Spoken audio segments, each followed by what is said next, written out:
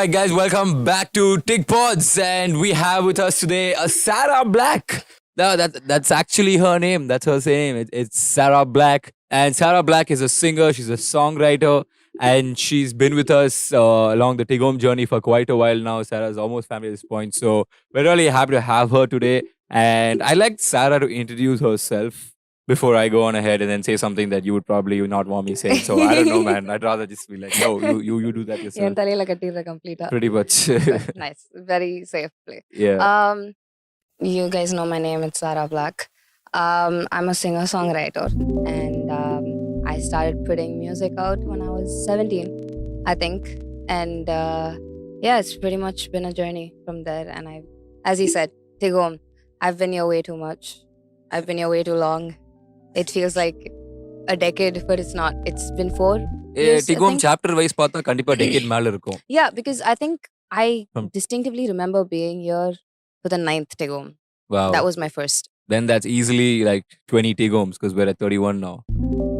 Tigom is at 31. What even? We find it hard to believe. We're like, what, guys? We did 31 and that's without like the porkrum and the porkalam and the other things. Yeah. So man, that's something. That's quite something. Cool. Anyway, that's enough of Tigoms. Let's talk about Sarah Black. Sarah Black has been a singer-songwriter, like she said, from when she was 16 is actually the number that she's used with us. And I mean, professionally going out and started doing gigs at 16. But I started singing. ஒருத்தங்கிட்டயும் வேற வேற age சொல்லி வச்சிருக்கேன் ஆக்சுவலா சத்தியமா ஞாபகம் I don't remember half my childhood. I do not remember when I exactly started singing, but I think I was 8 when I did my first stage performance in the church. What was the first song you sang? I'm sure you remember. Some Christian song. Yeah. And my grandmother was the reason I started singing. Okay, because I used to have a really bad stage fright. I still do. But she used to translate the Tamil lyrics into English, like Tanglish, so that I could look at it and sing.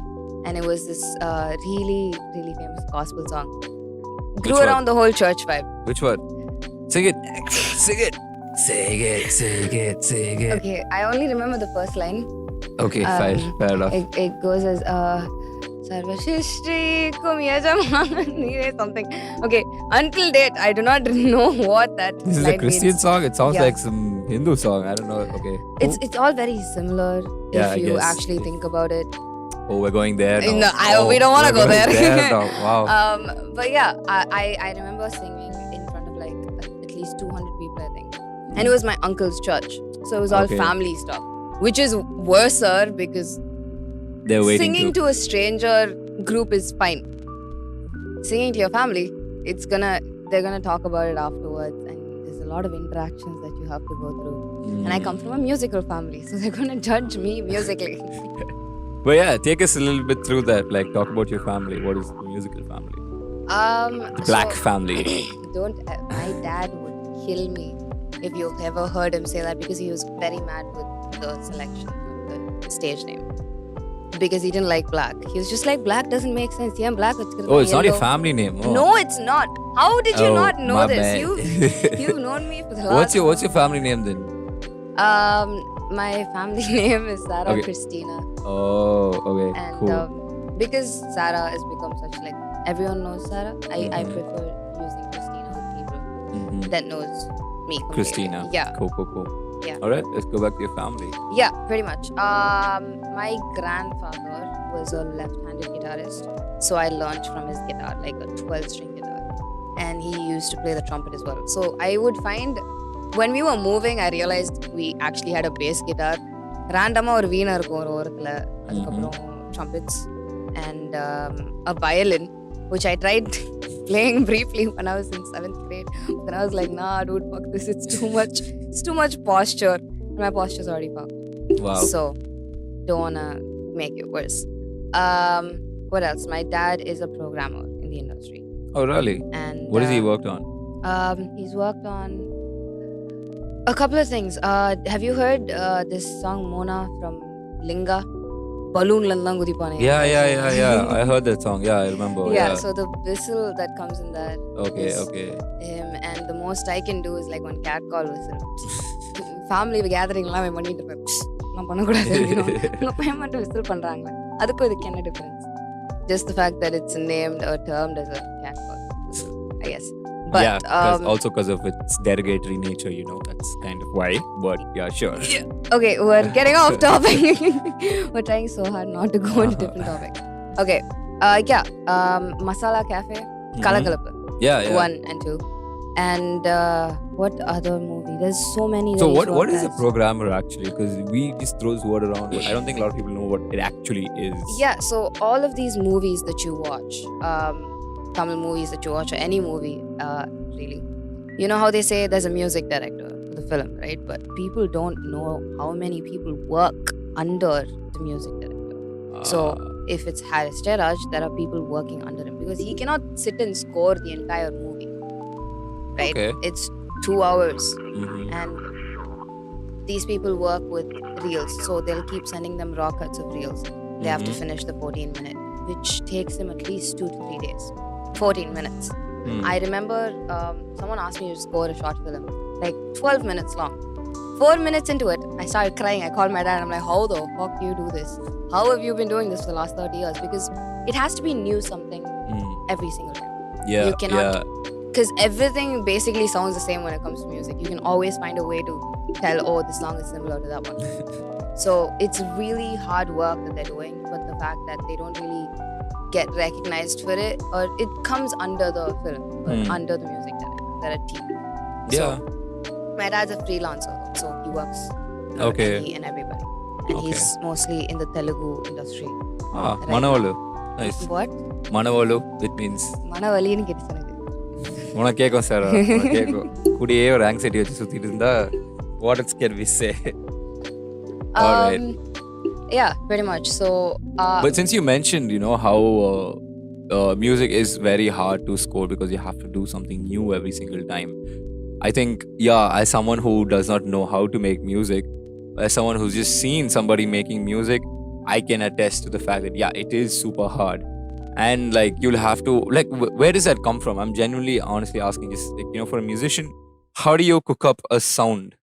Like from what part of your brain does it come? Do you have like a sequence? Do you have a pattern? Do you maybe just do some random strums, or I don't know? I mean, okay, so it works different for each person. So to me, because it's just basic influence, I guess. So na valarumbodhu, because I saw my dad play all the time, and there'd be music running always, and it's influenced as a kid that I grew up to be a singer-songwriter, because that's all I watched. If I had watched something else, I would have probably become that.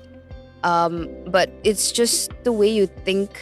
I think it works different for us, or at least me, because when I hear sounds, it's just I cannot communicate with the producers because I have a problem of not knowing how to tell them what's in my head. So Mandela, it's already there completely. It's all visual, and to tell them is it's visual. So you have, do you know Logic Pro? Yeah. Ableton and all those. So you know how the tracks are, and you know how the screen is, right? So in my head, it's just stacks of that. Oh, so you know the layers. You know what are the things that you want. What I exactly want, and telling it to another person when you see it visually is a little bit hard. But I think you just feel things, and sometimes you get triggered to write songs. So you'll randomly see something, and you'll be like, oh, and then you'll write 3 words, and then it'll just flow. Sometimes it's you sitting for hours and writing, trying to finish a song. But I would rather have it flow than force myself to write something. Can you explain that flow state? Because how does that happen? So to me, some people write the lyrics and then put up the tune. Some people put up the tune and then the lyrics. For me, in my head, it's when I write the lyrics, there's a tune or a melody in my head. So I'll record that immediately. And how do you hum it? You whistle it? Or how? I will write it with the lyrics. How do you write a melody? So, okay, not theoretically. It's just write the lyrics as well as the melody running in my head. How do you write a melody? I feel so weird right now. I'm asking a very layman question. I know. I mean, is there notes, or is there do you write A, E, B, or I don't know? The way I've explained this to people, dude, people have been like, are you schizophrenic? There's a term for that. It's called synesthesia. where you can see audio and you can hear visuals? I don't think I'm there yet, but might be.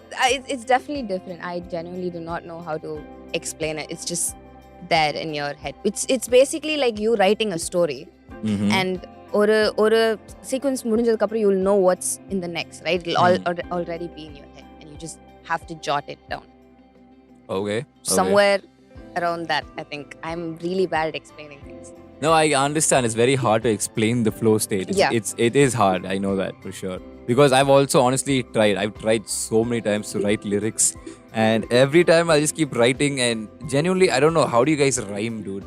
Okay, so a lot of I do this. I've always wanted to write songs, right? Ever since I was a tiny kid. So when I was 9, I think I wrote my first song about my parents, and it was just stupid lyrics, but it made sense to them. So that's where it stemmed out from me being completely writing like raw lyrics instead of, just imaginative things. I like writing out of experience more than having a concept and being told to write on that. And I figured out how to write when I was, I think, 13, and it took me an entire year to perfect it and write one song, because it's basically just, you think of quotes, okay? You fix up a concept and you think of quotes in that concept and make it rhyme. So you're just working on 2 lines at a time. Oh. And you write different quotes in the same concept, which all rhyme, and you put them together. Verse, chorus, bridge. Think of quotes. That's a very interesting way to look at it. Because that's how it is, right? When you listen to a song, you'll only remember one of the lyrics that really made sense to you. Yeah. And you know how people use it as quotes. Some people use it as captions. It's very normal now to take it out of the song itself and make it a statement instead of a lyric. Yeah. So that's how it works. I really think you should try that and let me know. That makes sense. Yeah, just think of quotes. Yeah. Nice. I'll try approaching it from that angle. Yes, sir. I'm still trying super hard to rhyme though. I'm just like, what? No, you can use. I sometimes use words. Rhyme zone. Okay. Rhyme zone is the shit. I thought I'm the only one doing it. I feel like I'm cheating when I'm doing it. No. I had that too in the beginning. But sometimes there's too much words, dude. You can't remember everything. You need rhyme zone, okay? Fair enough. So you'll be like, when you look at that word, you'll be like, oh, why didn't I think of this? But it was already there, so you're not cheating. Yeah, fair enough. Okay. It's like Googling, right? Yeah, like pretty much. You gotta know which one to pick at the end of the day. So exactly. It's not there's so many words. Fair enough. I tried teaching guitar. Not I tried. He tried learning from me. I think a couple of months ago. Yeah, she taught me. Which song was that? It was an Avicii song, right? Yeah. Wake me up when it's over. Wake me up when it's all over. Yeah. I did play it too. What were the chords again? I totally forgot. It was A, D... E minor, C and G. E minor, C and G. That's it? It was just 3 chords? Yep. Yo, you know what? I'm going to try doing it right now and see if I remember it. Let's see. Moving on to the next segment, guys. Alright. Clearly, learning the guitar is not a walk in the park. I will get back to Wake Me Up later, and I will find out how to get that friggin' strumming pattern in order. Yeah. That's You're going to do it. It's just practice, dude. Yeah. Everyone who asks me questions about how well I can sing, it's just practice. 7 years of obsessively practicing. That is all. How were the initial years when you sounded like one? A goat. Yeah, that. I wasn't allowed in the choir because my voice wouldn't blend with other people's voices. They were just like, what the fuck are you? They couldn't put me in a category. So you couldn't sing at a point? At a point, I couldn't sing. Oh, wow. It was just really bad, dude. I uploaded a video of myself singing when I was 13. And I checked too much of it. Like, school poitu vandu takkun paakam. My dad didn't like it. So he was like, no, you know what? You need to focus on other things. Just not this. Which I was. And I'm so glad that he took it down. Because I was very mad that he did. I sounded like a goat. Worse than a goat. Which song was this? Oh my god. I think it was called Aftertaste. By Shawn Mendes. Okay. It was such a unknown song. And I just went ahead and posted it. I think I got 156 views. Wow. As a 13-year-old. So starting from that to hitting 100K monthly listeners on Spotify a couple of days ago. Dude. Whoa. The first question that popped into my head was, what is wrong with these people? Why are they? Just Sarah Black and her confidence in her own self, guys. Just shut up and take it in. Swallow it. Congratulations, That's why I have by the you way. guys. I did not even know that. When did that happen? It happened a couple of days ago. I think 2-3 days ago. 2nd of Jan. Whoa, you got 100k listeners on Spotify? Yeah. Amazing, 100,000 people, dude. Whoa, 100,000 that's people. like a lakh, right? That's a Yeah, lakh yeah, people have yeah. heard your song. Yeah. That's, whoa. Are choosing to hear my song. Yeah, that too. And yeah. Summer Love is at 500,000. Whoa. Yeah, Wow. exactly. Fuck, that's pretty cool, dude. Yeah. Amazing. Good job. Thank you. Somewhere I kept onwards. I kept doing this and like the clapping thing that I weirdly like my 5-year-old self does. And I went out in excitement and told my family, and they were just like, that's all. No, nothing after that. So I was just like, Were they like, how much money did it make? No. very less. Okay. My mom used to say that.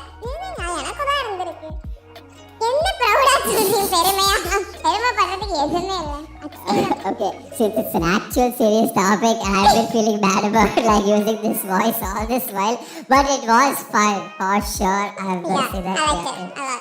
And I'm going back to oh wow. This is robot voice. You wanna see who can go lower? Do you really Can you say I am Iron Man? Iron Man. You sound like Ultron. I am Ultron. Kneel before me. I'm Iron Man. Okay, this is a cool voice. I don't know why I haven't used it all this while. Yeah, you should.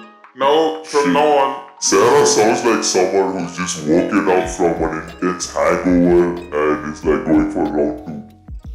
pretty much, yeah. Holy You shit. know, back up here. Dude, I sound a little artificial, but yours sounds Sounds good. like an actual. Yeah. Dude, you should sing now. Summer love, summer love. No, you should sing Summer Love. You should sing like a dude song. So wake me up when it's all over. When I'm. Wow, it keeps When I'm wiser and I'm older, all this time I was finding myself. self and I didn't know I was lost. Wow, okay. I know I was think we're getting carried away by this too much. Hey, it's fun, dude. Female. This is me, female. I want to try singing a female song and see how I sound. Holy shit, dude, I sound like a whole different person. I might date this person. Fuck. Okay, so let me try singing. Give me some song. Can you sing Pain Marie? Then Murray. No, I can't do that. Let's do some other song that I can easily do. Let me see my playlist. There should be something there. Okay. Oh, you have so many songs in your. Can you sing Why This Quality? Why this colaveri, dude?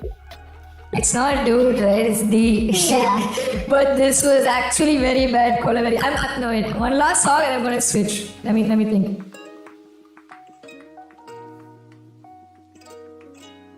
Show me. No. That's a male song. That Give me a sounds- female song. This. Female song? Yeah. Levitating. If you want to run away with me to a galaxy and I can take you for a ride. Okay, that's super awkward. Fuck this shit. I'm moving on. What the mama dude? What Mama do? No. Oh Okay, my now we're God. back to normal. Wow, this sounds. What? It was like I was tripping for like 4 seconds straight. So, which voice do you prefer, Sarah? This one or all the other ones that you just heard? Well, weirdly, because I'm a singer, I've had different voices myself as a singer. That happens, and I think I like the low one best because I sound like a really good dude. Okay. Yeah, that's actually true. She actually did sound a little like older Yeah. as compared to this Yeah. Chutku version. Now that I've heard all those voices, you're like one summer kid at this point. Oh, fuck The you, voice. dude. You put that in, I swear to fucking God. You edit this shit out right now. So, okay, Sarah, the truth is always there. Never mind. I'm spazzing out, guys. I'm just like having brain farts. Okay, no, I'm we were gonna- talking about anxiety. Yeah, we were talking about anxiety. So, So- how do I even know if I have anxiety? Well, the way I figured out was I think I was 14 and I had a friend who helped me figure out that having a palpitating heart all the time. So palpitations are basically rapid heartbeats. Isn't that like a normal heart? No, Okay. palpitating is rapid heartbeats. Like, it's a little more faster. Like cool. Tempoலாம் தெரியல எனக்கு கரெக்டா Okay. நீ வண்டி ஓட்டுற But- I was double basing. Oh. Yeah. Now visually Makes I can sense. understand Yeah. what you were trying to do. People don't understand that when we say we have physical symptoms, they think it's only mental stress. That is all that they think of when it's anxiety, shivering or being scared. That's all. But there's so much more to having anxiety as a whole. So you'll always feel nauseous for no fuck all reason, and you won't eat. So because you're not eating, you're Why more won't you nauseous. eat? What does that got to do with anxiety? No, I said you'll always be nauseous. Uh-huh. You're wearing headphones, Chetesh. How You can you not said hear me? nauseous and then you said you won't always eat. Because you're nauseous. Do you eat when you're nauseous? I mean, are you like always nauseous? Not always, always. I used to be at least for Okay. like a really long while. Now I'm better. I'm so much better. But yeah, it's just that puking. A lot of puking is involved. A lot of chronic headaches. Oh. So when we act out, when I'm anxious and I act out, it's because I'm like going through physical pain.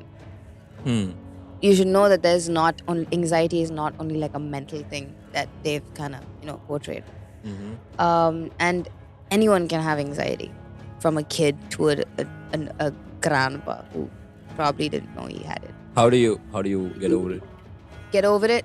It's sometimes you don't really ever get over it. You just learn to live with it. I thought there's like these healing sounds, calming sounds, or like That's a lot of work. meditation. So people keep thinking that அதெல்லாம் பண்ணா அப்படியே உடனே சரியாயிடும். கேட்டா அந்த சவுண்ட்லாம் கேட்டா உடனே சரியாயிடும். கேட்டுட்டு you have to sit with yourself. You have to see what's wrong, why you're pissed off. So after a point, at least in the last 8 months, I've figured out how to deal with my anxiety, and I can like actually say I can cover up or control my anxiety better now, because it's always going to be there. You learn to live with it. At times it helps you as well, because I feel like anxiety made so much of me, but it also taught me a lot of things. Keeping up boundaries, not always being nice to the person who's not nice to you. So it's a lot of things that you learn gradually. But sorry, I tend to skip stories. This happens a lot. Yeah, the chest part, it's like a hurt, and he asked me to basically keep a clock for a minute and see how many heartbeats I had. And I think I had 125 to 130. And he was like, that's not normal. That's definitely not accurate. What is the normal? 100, Oh, okay. 100, 102, 105, Okay. I think. But yeah, that's basically it. That's when I realized I had anxiety. It takes a while for you to accept it as well. So it takes a lot of time accepting it in the first place, then being aware of it. So every time you're anxious, you just start talking to yourself like, why am I anxious now? So it's just you working with yourself. That yoga is not gonna help you if you don't do this side of the healing. So pretty much it. All right. That sounds pretty serious, I guess. I mean, it doesn't have to be. I'm genuinely doing everything I can in every way I influence people to let them know that it's a normal thing to have anxiety. Because like, it does not have to be a taboo thing.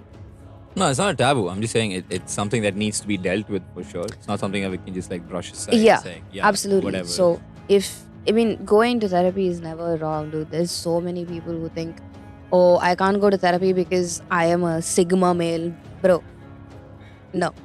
Go fix yourself first, and then you become Sigma male. Yeah, I don't think healthy-wise. therapy not going reason mainly is because can't afford it. There's a lot of free therapies out there, dude. That's what Really? I figured out. Yes. I You don't do your know that. research. There's always, if you just open your fucking mouth and tell someone that you're not okay, they're definitely gonna help. If they're human, they're supposed to, they will. So it's just also surrounding yourself with the right people. I realized when I cut off a lot of people who made me feel anxious, and I started hanging out with people who made me feel appreciated. Like Taj Mahal. Taj Mola, Joseph, Juan. I still don't understand why we pronounce his name Juan, like Juan. They call him Juan. That is physically disturbing to me. Okay. I don't know. Juan. What do you pronounce? Juan. Yeah, here, see? But then But- I also had a friend called Juanita, and then she was not okay as Juanita, so she was like, "Oh, Yeah, that Juanita." makes you can't pronounce So- Juanita. So you've recently hit a bunch of followers on Insta as well, right? What are you Yeah. on right now? Dude, what do I want right now? Like, what's the number? What I'm at right now? 38.6. 38.6. So how are you dealing with the entire new influx of attention your way? It's good and bad. Okay, so basically I posted this mental health reel that kind of blew up Mhm. and a lot of people related to it. I genuinely didn't think it would, but a lot of people texted me saying, "Yo, I saw your reel and it made me feel not alone." That is basically what I'm trying to do. Mhm. Or it's not even trying to do something. It's just I want to put out content like that because I want to normalize the whole you only see happy stuff on Instagram. It's all, oh, I went to New York, oh, I went there, oh, I went here, and all of that. But they don't Mhm. show the ugly parts of it.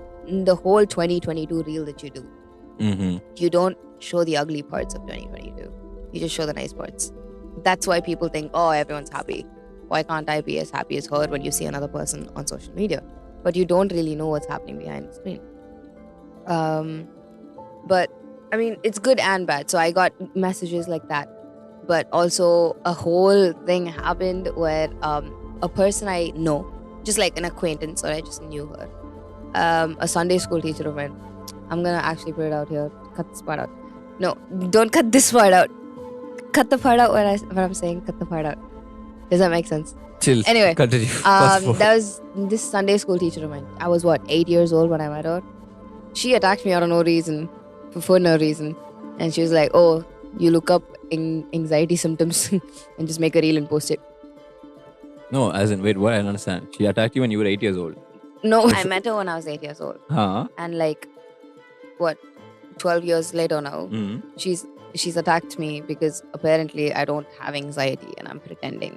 So the worst part Oh. is she knows that I actually do. And there were two people. And I met this other girl at a gathering. And she didn't even look eyes, dude. She couldn't even make eye contact. And that's when I realized, because that really bothered me, because there was good feedback as well for the reel. I was known as the girl who was crying.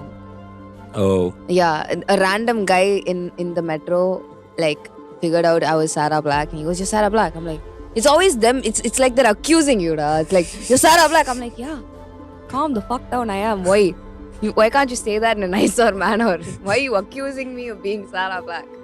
But he just goes, "Aren't you the girl that cries on Instagram?" I'm like, pretty Are much. you okay, baby? Did he say that? No. Okay. So what did he say? Yeah, I was just like, yeah, I am. And he goes, "Oh, I like the stuff, but you don't have to really cry, you know." But for every person who says this, I can't sit down and explain to them that, you only see happy stuff and you have to see all of this. Hmm. Because some people understand, some people don't. And you don't have to waste the energy explaining to everybody why you did what you did. That's Fair enough. basically what I Fair understood enough. with shit ton of followers, because there's a lot of opinions for everything that you put out. Yeah. Literally everything. It's like they think you owe them something because you have a lot of followers, and it's stupid. Like when I go live, they're like, how are you Tamil ponnu and not talking in Tamil? Because I don't want to right now. Why do I have to wipe? If I don't speak in Tamil, am I not Tamil? Just because the 20 minutes you see me on live, I don't speak in Tamil, I'm not apparently Tamil anymore. So there's good and bad of Yeah. having shit ton of followers. Do They should you know it. feel this syndrome though? I've spoken about this to a lot of my friends who become famous on Insta. Do you ever notice how, as and when your profile starts to become a lot more famous and public, your actual friends, like your real life friends, they tend to move away from your profile. Like they don't comment on it as much. Yeah. They don't include Yeah, themselves. they think you've made it, so they don't have to. I mean, not just about, helping you in terms of like sharing and stuff. I'm just saying, Normally, just generally, like, they don't interact as much. yeah, like back in the day, you just put like a random picture and then be like, haha, nice, where was this? Lol, you look like a dumbass, all that. Yeah. That just stops, I think I'm glad that it kind of stopped because you'll know who the real ones are. Because when I put out this 100K thing, I had very few people reply to me and say, "Yo, do you remember when I told you that you'd make it? You did." So those are the people who've been there from the beginning, and those are the people that you need to surround yourself with. So surrounding yourself with the right people also helps with anxiety, and the more you grow comfortable in that space, you're just very proud of me, aren't you? Because I was a very anxiety-ridden, crippling kid when Jaydesh saw me first, and I think what? She was having anxiety, I know, but then she was also chill. Yeah, because you were dealing with it really nicely, is what I'm saying. It's not like you were always. It's not like how people are assuming that she was always crying. Yeah. In fact, if someone trains, It wasn't like that. Yeah, that's what. So we've seen a pretty jolly, jovial Sarah around in stage and stuff. But of course, I have seen a very broken down and a crying Sarah as well. Yeah. So I've seen both sides, and I should say that it's a great job what you're doing, bringing out this much of light to mental health, and like you said, giving that support, giving that voice to a lot of people really matters, because a lot of people just don't know where to even go with this. In a country like India, it's not even something that's considered, legitimately, an issue. It's more like, oh my god, just go and fucking do some shit and you'll become fine. So it is a good path that you're taking, and I'm really proud that you're putting yourself out there. You're not giving a shit about people coming like judging you, people saying like, oh, she's always crying and all that. A lot of people won't do that. Like you said, they choose to just put out the happy It's side just of themselves. I do give a shit. It's just you learn to not eventually. You learn to everything is a you learn to pick the kind of critique that comes your way. and it's good. Criticism is always good. It just needs to come from the right people. Yeah. And be said in a very nice manner. That is all. I mean, I'll disagree with the second part. It doesn't always have to be said in a nice with me manner. at least, it has to be But, said in yeah. a nice manner because I cry. But yeah. Okay, Sarah, we'll put it in a nice manner for you, so Thank you don't you. cry. Okay. But if you do cry, you can make it a reel, so you're still getting content. I'm So just fuck saying. you. So I have this habit of recording everything Mhm. on Snap. So I don't use Snap for Snap purposes. Because I have a really bad memory, I tend to record moments that I want to remember, like 3 seconds of it, and just save it. So you know how it says 1 year ago you were at this place. Yeah. So I liked saying 3 months ago you were crying and now you're not. So that kind of motivates me into thinking, oh, it seemed It's not really always- bad, Yeah. but you'll get through it. It's not the end of the world. So That's pretty nice. much it. So let's get back to your musical journey. You have how many singles have you launched? I think there's 5 out right 5 now. of them are out, Mhm. and you were signed up by Maja at some point. I remember Yeah, that. yeah. I was signed up. What is up by- with Maja? I don't see them in the news anymore. Like they came and they made like a lot of noises, and now poof, they're not. I can't hear about them. They're doing a lot of stuff with I think they're doing like the Toronto concert thing. Oh wow. So they're pretty okay. much into that, and it is a lot to completely like arrange a concert in Think about it. Toronto. Yeah, So which is why I'm like, So, yeah, it's cool. I I'm think they're really doing a happy good for her job. that she's growing and It's just, having all of um, this. I needed to take time off, and I genuinely just think I was supposed to release the album by myself, and that's why everything happened the way it Mhm. happened. What happened? I have no idea. I can't say that. Oh, okay. Take cool. this entire word out, please. I was so genuinely just trying to dodge it, but it didn't work. Cool. Fair enough. So I also hear that you're being represented by someone recently. We found out when we tried to put you on for the Christmas fest. I'm Yeah. just asking you, like, how does it feel when you go from being an artist and having your friends and all, and suddenly now having a manager talking to people and stuff? Is there like a difference? It's Is really there, like, weird, dude. So when TIG approached me for the gig, Jaydesh called me and he was like, "Yo, this is a gig you don't want to do. You want to do it?" And I'm like, "Yeah, sure." And then I completely forgot that I was being managed by someone, Mhm. and they had to talk for me. Yeah. But I realized that I don't want to be managed by anyone now because it's better off that way. Yeah, I'll be completely honest. It was a little weird for us too. Yeah. Because I'm talking to this other dude and he's like, so please take care of Sarah and look to her needs. And I'm just like, day. He's been taking care of me for the last 4 years. Okay, He da, can do well. sorry. Okay, cool, da. Chill. Yeah, chill. I'll take it. Don't worry. And I'm like, but then I also get the journey side of it, which is why I wasn't like getting too stressed out about it. I'm like, it has to Yeah. happen. An Yeah. artist has to have a manager. You need to be able to have someone who can take care of all this professional Yeah. stuff, so that you don't have. It needs to be like some sort of a middle ground where they also. Yeah. So I realize figured out the- that I don't want to be managed by anyone. I'm just gonna have a manager for who I'm really comfortable with, who knows how my head works at least, because I am definitely a complicated person to work with, for sure. Not gonna lie. But again, at the same time, when you do work with me, I am gonna give you that out that you need, because that's how it is. It has to be perfect when it comes out. Nice. So, That's 7 years of pretty cool. obsessively learning and Yeah, for practicing sure, does that of to you. course. Yeah, man. I can understand. You will get pretty picky about your craft. That's what matters the Pretty most to much. you. Yep. Cool. All right. I think we've reached the end of our podcast segment. But before that, it would be nice if you could like play a song and we could like close it with that. Of course, yeah. You wanna? What should I sing? I can see the chords.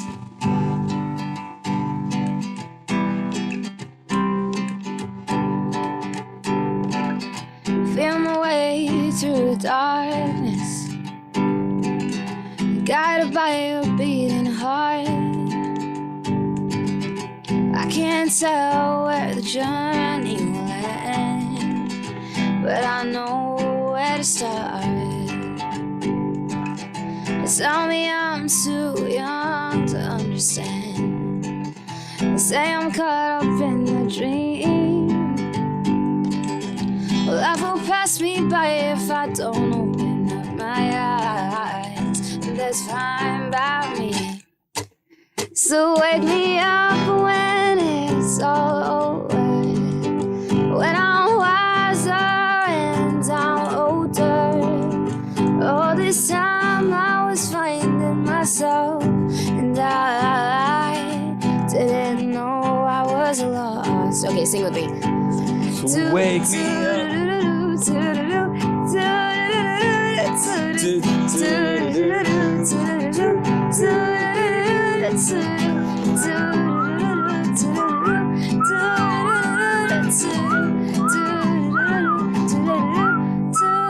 So wake me up when it's all over, when I'm wiser and I'm older. All this time I was finding myself, and I didn't know I was lost. So wake me up when it's all over, when I'm wiser and I'm older. All this time I was finding myself, and I didn't know I was lost.